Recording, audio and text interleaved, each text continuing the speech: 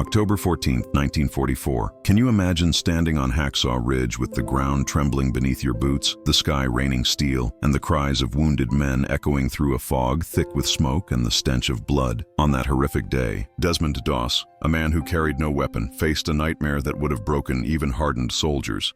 Machine gun bursts ripped bodies apart, grenades exploded with a force that turned men into shadows of themselves, and the once solid earth was littered with dismembered limbs and lifeless eyes staring into nothingness.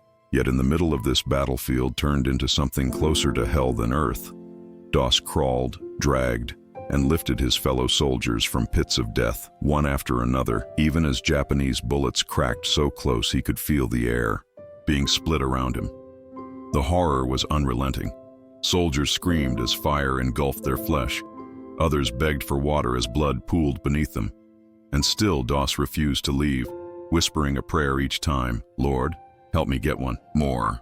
That night, he rescued roughly 75 men, lowering them down the jagged cliff with a rope while enemy eyes watched from the dark. His hands were raw, his body battered, yet he returned into the inferno again and again, driven not by orders, but by a faith stronger than fear. Even when a grenade blast tore into him days later, sending shrapnel deep into his body, and a sniper's bullet shattered his arm, he fashioned a splint from a rifle stock and crawled through mud and mangled corpses to survive. The question that still chills the heart today is this: how did one unarmed medic, surrounded by unimaginable carnage, walk through what seemed like the very gates of hell and come back with life in his arms while death ruled all around him?